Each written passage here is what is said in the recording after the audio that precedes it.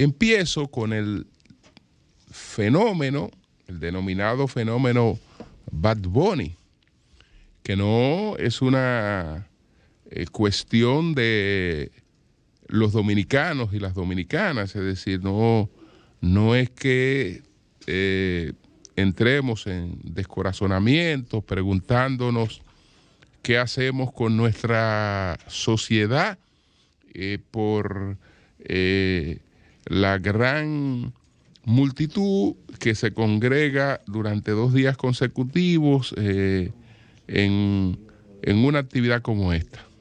Entonces, a decir, bueno, que nuestro país muestra que va en el camino de la degeneración, no es nuestro país. Eso no es un fenómeno de la República Dominicana. Los 130 premios que se ha ganado Bad Bunny no se lo ha ganado en el mercado dominicano. Es el mundo. Es el mundo. Entonces, desde esa óptica, tratamos de reflexionar sobre ese acontecimiento, qué representa exactamente ese acontecimiento. Y para uno poder asentar un poco el análisis en los llamados fenómenos de la posmodernidad, pues necesariamente, en términos filosóficos, tiene que acudir a los padres de la modernidad, en términos filosóficos, que ya previeron estas cosas, aunque escribieran 200, 300 o 100 años antes, como lo hizo Ortega y Gasset en la rebelión de las masas. Los dos días llenos, con parte de público que no alcanzó cupo, con parte del público que no alcanzó público, están representando una rebelión, una contestación a los valores que ha tratado, en los que ha tratado de sustentarse la sociedad. Entonces, discurso como el que encarna Bad Bunny, que es, digamos, un culto absoluto al nihilismo, pues representan la plataforma de expresión de esa rebelión. Estamos hablando de que en el pasado el camino de las rebeliones estaba en las plazas públicas, estaba en las calles o estaba en las escarpadas montañas de cualquier país, porque la rebelión era una guerra tanto cultural como una guerra en los hechos, que procuraba la transformación de una sociedad, el cambio de un sistema. Esta rebelión no busca cambio del sistema, lo que busca es sacudir los valores de ese sistema. Y lamentablemente no ofrece ninguna alternativa, porque ese cambio, esa rebelión, pues no conduce absolutamente a nada. Y cuando una sociedad entonces se queda sin atadura a los valores que le han permitido desarrollarse, entonces eso no hace otra cosa que incrementar los vacíos existenciales, reproducir las desigualdades, reproducir la pobreza, porque eso también está en el fondo de esto. Se entiende que las cosas que hacemos están pautadas por una moral burguesa. Esa es la moral que dice que tengo que ponerme ropa para salir a la calle. Esa moral me invita al control de mis instintos, a una administración de mis instintos, sobre todo aquellos instintos primitivos en lo que está el tema de la sexualidad. Y bueno, en base a esas medidas de autocontrol que no llegan al extremo del ascetismo, de ser, digamos, astemio o ascético, pero sí a tener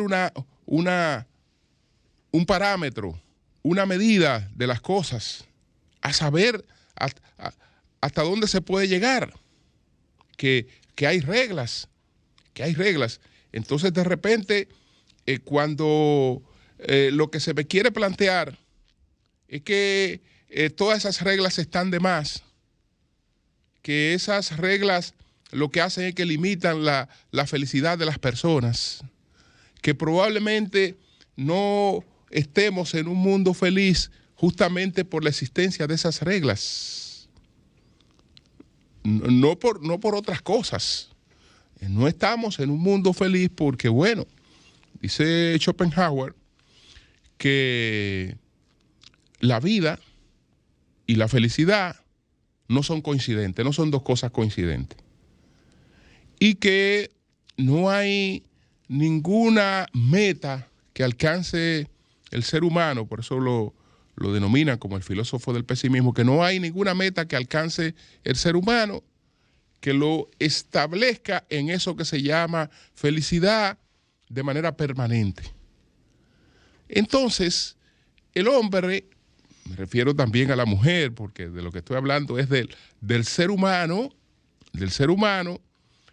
pues le vive buscando siempre la sustancia a la vida, y a veces se entiende que no está en los afanes y en la forma de hacer y de ver las cosas, porque ahí no ha hallado la felicidad. Entonces, por otra parte, tenemos esta convocatoria al libertarismo. Porque la felicidad que usted no ha encontrado con los parámetros de una sociedad burguesa, de una sociedad en la que entiende que usted tiene que buscar algún tipo de formación, en la que usted tiene que estar atado a una serie de valores, que entre esos valores está la familia, que hay códigos de respeto. No. Es romper con todo eso, porque supuestamente en eso se halla en gran medida la causa de la infelicidad. Y de manera inconsciente, porque no hay una conciencia realmente en eso, necesariamente los principales promotores, entre los que está Bad Bunny o Toquicha o El Diablo y su hermana, no necesariamente están percatados del rol que desempeñan. Ellos saben que son exitosos, sumamente exitosos, pero son exitosos realmente porque ellos son un producto hecho para un mercado cuya apuesta no es otra, en los resortes que conducen esos hilos, cuya apuesta no es otra que la cretinización de la sociedad. Esa es la apuesta, la cretinización de la sociedad. Entonces, cuando hablaba del hombre masa, que lo analiza Ortega y Gasset en los años 30, La rebelión de las masas debe estar cumpliendo 100 años. Pero él analiza cómo ya empieza a aparecer el fenómeno de la muchedumbre y advierte que ese fenómeno vino para quedarse. Pero también advierte una serie de cosas que van detrás de eso, que es importante tomarla en cuenta. Él decía, por ejemplo, sobre el fenómeno cuando empieza a advertir las aglomeraciones, estos grandes públicos que van apareciendo en cuestiones en las que antes eso no se reflejaba de esa manera. Él dice lo siguiente: la aglomeración, el lleno, no era antes frecuente. ¿Por qué lo es ahora? Los componentes de esas muchedumbres no han surgido de la nada. Aproximadamente el mismo número de personas existía hace 15 años, esto es cuando él hizo su publicación. Después de la guerra, parecía natural que ese número fuese menor. Aquí topamos, sin embargo, con la primera nota importante. Los individuos que integran esta muchedumbre persistían, pero no como muchedumbre, repartidos por el mundo en pequeños grupos o solitarios. Llevaban una vida, por lo visto, divergente, disociada, distante. Cada cual individuo o pequeño grupo ocupaban un sitio, tal vez el suyo, en el campo, en la aldea, en la villa, en el barrio de la gran ciudad. Ahora, de pronto, aparecen bajo la especie de aglomeración y nuestros ojos ven donde quiera muchedumbres, donde quiera. No, precisamente en los lugares mejores, creación relativamente refinada de la cultura humana, reservados antes a grupos menores, en lo que, en definitiva, a minorías. La muchedumbre de pronto se ha hecho visible, se ha instalado en los lugares preferentes de la sociedad. Antes, si existía, pasaba inadvertida, ocupaba el fondo del escenario. Ahora se ha adelantado en las baterías. Es ella el personaje principal. Ya no hay protagonistas. Señores, este hombre no vivió el fenómeno de las redes sociales. No lo vivió. Pero ya en las cosas que advertía cuando Europa, que del siglo IV al XVIII no pasaba de 160 millones de personas, pasa después del siglo XVIII sobre los 400 millones. Y él advierte que el cambio no es solamente demográfico, sino que el mundo empieza a ser poblado por aquel ser que él denomina el hombre masa. Y el hombre masa tiene 3 características fundamentales. ¿Cuáles son las 3 características fundamentales de las que habla José Ortega y Gasset en esta obra? Dice que el hombre masa reclama todos los beneficios de la civilización sin reparar en los esfuerzos que fueron necesarios para que estos vieran la luz. Esa es una de las características. La segunda, ni sospecha siquiera cuál es el elemento sutilísimo en el que viven las ideas. Y tercero, carece de la capacidad intelectual para percatarse de que es manipulado. Es decir, quien acude a este concierto cree que está en el ejercicio de su libre albedrío.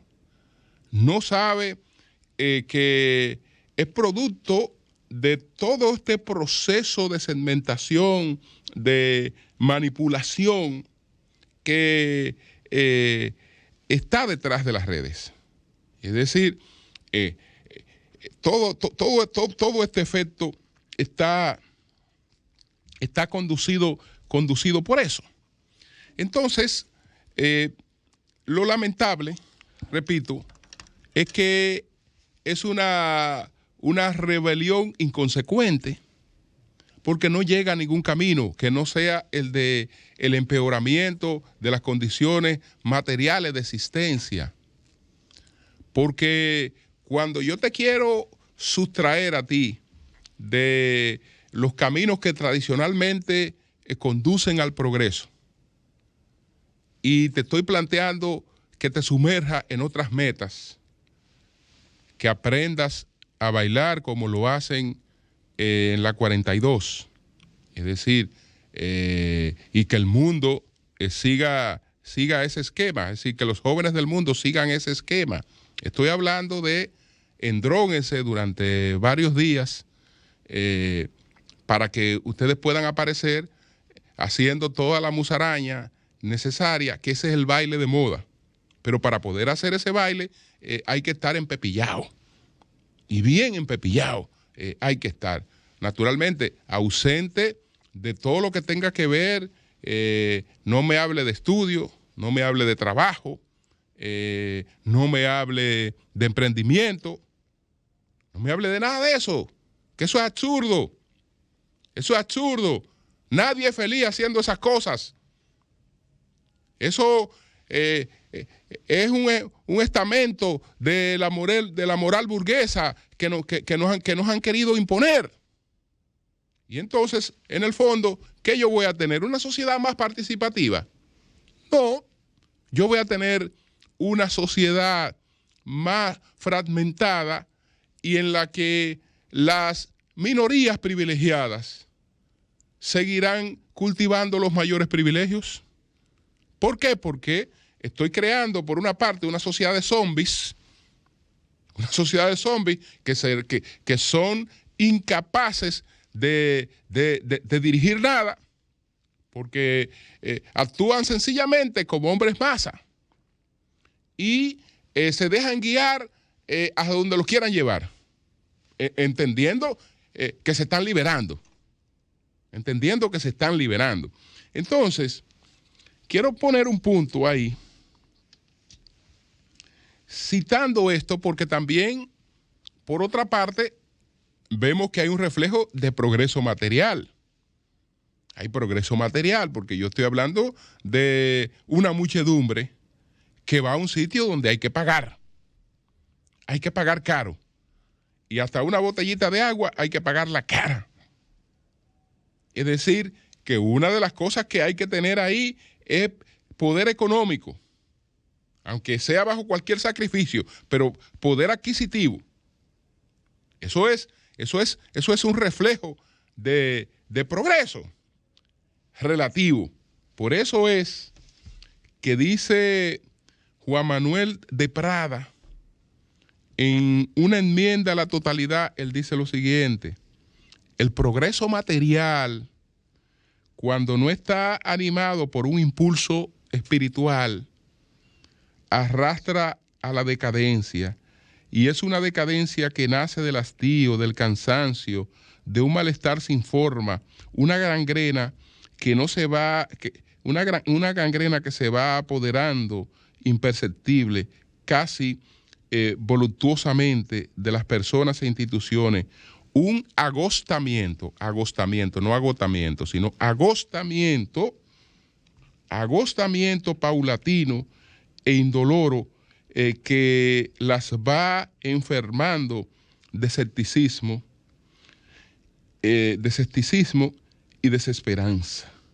Y por ahí él continúa. Entonces, eso no es otra cosa que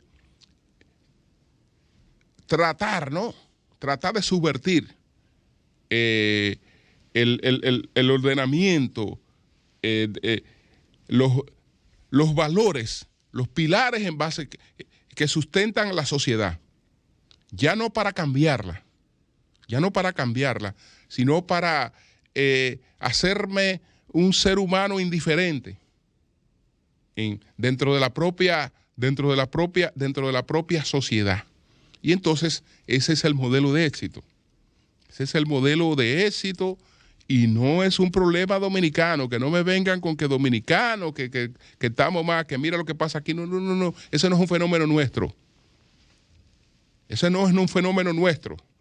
Ese es un fenómeno que está dirigido a más de los 7,000 millones de personas que pueblan el mundo. Y entonces, con todo este esquema de las redes, hoy hay más de un 50% de ese universo que vive en la cretinización absoluta. Absoluta.